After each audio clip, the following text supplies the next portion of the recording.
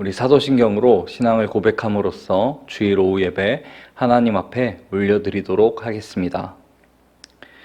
전능하사 천지를 만드신 하나님 아버지를 내가 믿사오며 그 외아들 우리 주 예수 그리스도를 믿사오니 이는 성령으로 잉태하사 동정녀 마리아에게 나시고 본디오 빌라도에게 고난을 받으사 십자가에 못 박혀 죽으시고 장사한 지 사흘 만에 죽은 자 가운데서 다시 살아나시며 하늘에 오르사 전능하신 하나님 우편에 앉아 계시다가 저리로서 산자와 죽은 자를 심판하러 오시리라. 성령을 믿사오며 거룩한 공회와 성도가 서로 교통하는 것과 죄를 사하여 주시는 것과 몸이 다시 사는 것과 영원히 사는 것을 믿사옵나이다. 아멘. 우리가 오늘 함께 나눌 말씀은 요한복음 8장 2절에서 11절까지의 말씀입니다. 우리 한 목소리로 같이 읽어보도록 하겠습니다.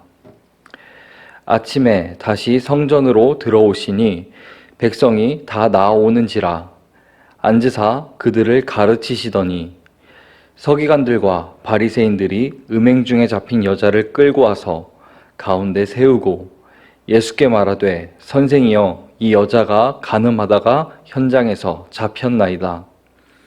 모세는 율법에 이러한 여자를 돌로 치라 명령하였거니와 선생은 어떻게 말하겠나이까? 그들이 이렇게 말함은 고발할 조건을 얻고자 하여 예수를 시험함이러라. 예수께서 몸을 굽히사 손가락으로 땅에 쓰시니 그들이 묻기를 마지 아니하는지라. 이에 일어나 이르시되 너희 중에 죄 없는 자가 먼저 돌로 치라 하시고 다시 몸을 굽혀 손가락으로 땅에 쓰시니 그들이 이 말씀을 듣고 양심의 가책을 느껴 어른으로 시작하여 젊은이까지 하나씩 나가고 오직 예수와 그 가운데 섰는 여자만 남았더라. 예수께서 일어나사 여자 외에 아무도 없는 것을 보시고 이르시되 여자여 너를 고발하던 그들이 어디 있느냐? 너를 정죄한 자가 없느냐? 대답하되 주여 없나이다. 예수께서 이르시되 나도 너를 정죄하지 아니하노니 가서 다시는 죄를 범하지 말라 하시니라. 아멘. 할렐루야. 오늘 함께 나눌 말씀 가운데 저와 우리 성도님들에게 동일한 은혜가 있기를 소원합니다. 오늘 본문의 시작은 예수께서 성전에서 사람들을 가리키고 있는데 느닷없이 서기관들과 바리새인들이 들이닥치고 있는 모습이 나타나고 있습니다. 서기관들과 바리새인들은 음행 중에 잡힌 여자를 끌고 와서 가운데 세웠습니다. 그 여자가 음행하다가 현장에서 잡혔기 때문에 여자를 잡아온 그 사람들은 자신만만했습니다. 이제 그녀는 죽을 운명이었습니다. 모세의 율법에는 이러한 여자는 돌로 치라고 되어 있었기 때문입니다. 누구보다 율법을 잘 알고 있던 사람들이 바로 서기관들과 바리새인들이었습니다. 하지만 서기관들과 바리새인들은 간음하다가 현장에서 잡힌 그 여인을 율법으로 다스리기 위해 예수님께 끌고 간 것이 결코 아니었습니다. 서기관들과 바리새인들은 눈에 가시와 같은 그 예수님을 고소하려고 간음하던 그 여인을 현장에서 잡아 예수님께 끌고 왔던 것입니다. 서기관들과 바리새인들은 현장에서 간음하다가 잡힌 이 여자는 돌로 치라고 모세도 명령하고 있는데 예수님께서는 어떻게 하시겠느냐고 묻고 있습니다. 지금 간음하다 잡힌 이 여인을 끌고 온 사람들은 몰라서 예수님께 묻는 것이 아니었습니다. 뭔가를 알고 싶어서 묻는 질문이 아니었다라는 것입니다. 그저 예수님을 고소하려고, 예수님으로부터 꼬투리를 잡아서 예수님을 체포하려고 일부러 그런 질문을 예수님께 던지고 있는 것입니다. 예수님께서 서기관들과 바리새인들의 그 고소에 대해서 모세의 율법대로 하라고 해도 문제가 생기게 됩니다. 왜냐하면 그토록 사랑을 강조하시던 분이 바로 예수님이었습니다. 그분은 바로 예수님이었는데 어떻게 매정하게 간음하다가 붙잡혀온 여인을 돌로 쳐 죽일 수 있냐고 물고 늘어질 것이 바로 뻔하기 때문입니다. 그렇다고 가늠하다 잡혀온 여인을 용서해 주라고 말할 수도 없는 상황이었습니다. 그렇게 말을 하게 된다면은 서기관들과 바리새인들은 분명히 예수님은 모세의 율법을 무시하는 비윤리적인 자라고 또 욕할 게 뻔했기 때문입니다. 서기관들과 바리새인들은 그저 예수님을 모세의 율법을 부정하는 자로 부각시키고 싶었던 것이었습니다. 그렇다면 예수님께서는 어떻게 반응을 하게 되었을까요? 예수님께서는 서기관들과 바리새인들의 질문의 의도를 잘 알고 계셨습니다. 그래서 예수님은 아무 대답도 하지 않으셨습니다. 대신 몸을 굽혀 땅바닥에 쭈그리고 앉으셨습니다. 그리고 손가락으로 땅에 무엇인가를 쓰셨습니다. 6절 말씀입니다. 예수께서 몸을 굽히사 손가락으로 땅에 쓰시니. 그런데 이 말씀은 6절에만 나와 있는 것이 아니라 또 8절에서도 나오게 됩니다. 8절 말씀입니다. 다시 몸을 굽히사 손가락으로 땅에 쓰시니. 예수님은 2번씩이나 몸을 굽혀서 손가락으로 땅바닥에다가 무엇인가를 쓰셨습니다. 예수님께서 이 땅에다 쓰신 내용이 무엇이었을까요? 이 질문에 많은 의견들이 있습니다.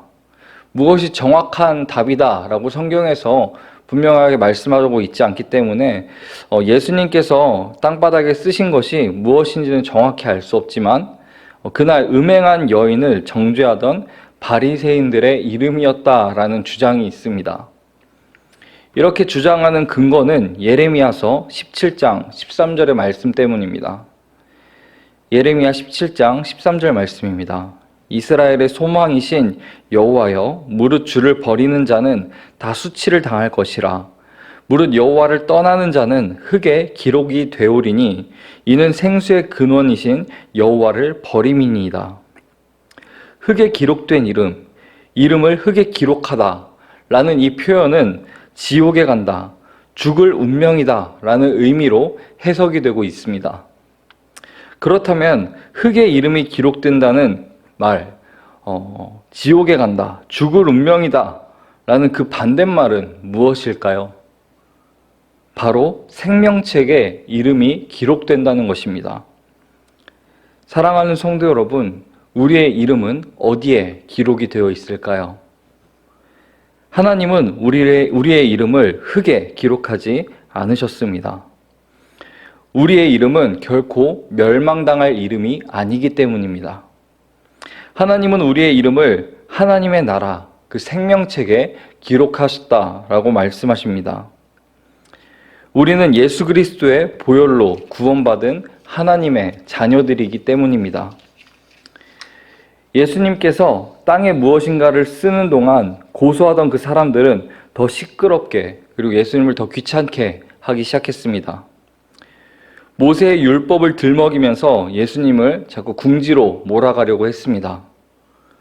모세는 이런 여자를 돌로 쳐 죽이라고 했는데 당신은 이런 여자를 어떻게 처리할 거냐고 계속해서 예수님께 따져 물었습니다. 그러자 예수님께서는 드디어 일어나서 한 말씀 하셨습니다. 바로 요한복음 8장 7절의 말씀입니다. 너희 중에 죄 없는 자가 먼저 돌로 치라. 너희 중에 죄 없는 자가 먼저 돌로 치라는 이 말씀은 너희는 모두 다 죄인이다 라는 말씀과도 같습니다. 그러니까 가늠하다 잡혀온 여인을 정죄할 자격이 너희에게는 없다라는 것이 바로 예수님의 말씀이었습니다. 너희 중에 그 누구도 이 여인에게 돌을 던질 자격이 없다라는 것입니다.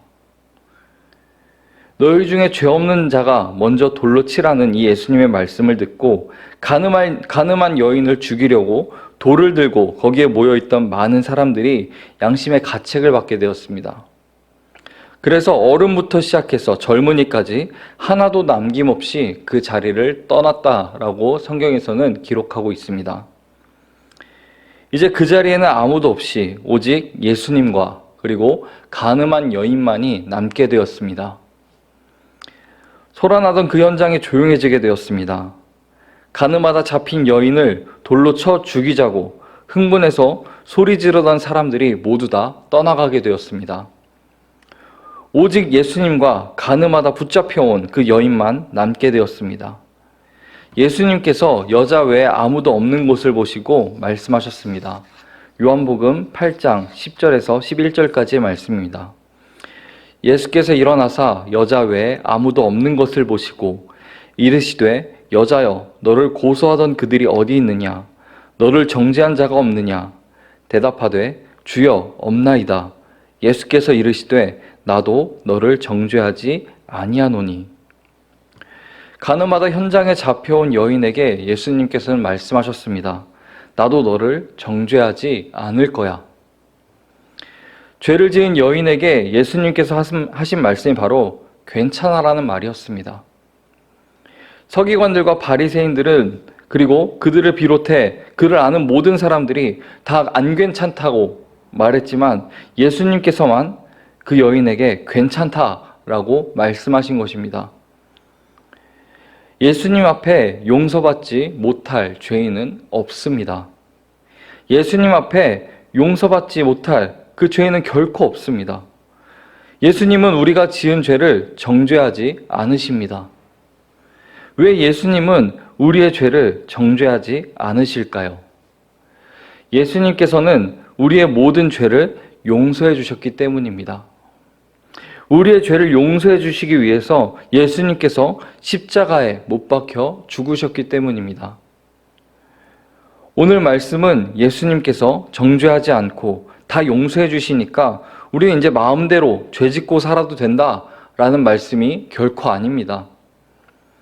나도 너를 정죄하지 아니하노니, 이 말씀 다음에 예수님께서 하신 말씀에 우리는 주목해야 됩니다. 예수님은 가늠하다 잡혀온 여인을 용서해 주시면서 한 말씀을 더 하셨습니다. 그것은 바로 죄를 짓지 말라는 것입니다. 죄를 짓지 않는 그 삶을 살라는 것입니다. 요한복음 8장 11절 말씀 다시 한번 읽어보겠습니다. 예수께서 이르시되 나도 너를 정죄하지 아니하노니 가서 다시는 죄를 범하지 말라 하시니라. 그렇다면은 다시 죄를 범하지 않기 위해 우리가 해야 될 일이 무엇일까요? 죄를 짓지 않겠다고 굳게 마음먹으면은 죄를 짓지 않을까요? 그렇지 않습니다. 저 또한 죄를 짓지 말아야지 수없이 많이 다짐했지만 제 힘과 제 노력만으로는 다시 죄에 빠지는 제 모습을 보게 되었습니다. 우리는 세상의 빛이신 예수님을 따라가야 됩니다. 예수님을 따르는 사람이 바로 빛 가운데 거하는 사람입니다. 요한복음 8장 12절 말씀입니다. 예수께서 또 말씀하여 이르시되 나는 세상의 빛이니 나를 따르는 자는 어둠에 다니지 아니하고 생명의 빛을 얻으리라. 죄는 바로 어둠입니다. 그리고 예수님이 바로 빛이십니다. 빛이 비추면 어둠이 사라지듯이 예수님과 우리는 함께할 때 어둠이 찾아오지 못합니다. 예수님을 따를 때 어둠이 우리에게 쫓아오지 않고 우리는 생명의 빛 가운데로 나아갈 수가 있습니다. 그렇다면 예수님을 따른다는 말은 어떤 의미일까요? 예수님을 따른다는 것은 예수님과 함께 한다는 것입니다. 예수님과 동행한다는 것입니다. 예수님과 동행하고 함께 하는 것, 그것이 바로 예수님을 따르는 것입니다. 우리가 예수님과 함께 하면은 예수님의 생명의 빛이 우리를 비추게 되어 있습니다. 예수님의 생명의 빛이 우리를 비출 때 우리 안에 어둠이 결코 찾아오지 못한다는 것입니다. 그것이 바로 다시 죄를 짓지 않고 예수님 곁에서 예수님과 동행하며 살아간다는 것입니다. 예수님과 동행한다는 것, 다시 죄를 짓지 않는다는 것, 그것은 바로 내 안에 내가 사는 것이 아니라 바로 내 안에 주님이 살아계실 때입니다. 나는 죽고 예수로 사는 것입니다. 사랑하는 성도 여러분, 죄로 죽을 수밖에 없는 우리를 위해서 십자가의 사랑으로 또 부활의 능력으로 우리를 용서해 주시고 영원한 생명으로 초대하시며 우리를 품어주신 그 하나님의 놀라운 은혜와 사랑, 그것이 바로 복음입니다. 이 복음은 모든 사람들에게 기쁜 소식이 됩니다. 우리는 모두가 바로 예수님의 생명을 빚진 자들입니다. 그 은혜로 살아가는 것이 바로 우리들입니다. 예수님의 은혜가 오늘 이 간음한 여인을 지켰습니다. 이와 마찬가지로 복음의 은혜가 오늘 나를 살게 합니다. 우리가 기억해야 될 것은 은혜가 나를 지키고 나를 살게 한다는 것입니다. 내가 은혜를 받았다면 그 은혜를 간직하고 살아야지, 내가 받은 은혜 내가 지켜야지 하는 경우가 있다는 것입니다. 그렇게 생각을 하다 보면 은혜를 잊고 살고 또 은혜가 식은 것 같고 은혜가 나에게 잊혀진 것 같이 살다가 보면은 마치 내가 연약해서 그런 것 같고 내가 부족하고 내가 노력을 하지 않아서 지금 내가 은혜를 느끼고 있지 못하다고 생각을 하게 될 수도 있습니다. 우리는 은혜를 지킬 능력이 없습니다.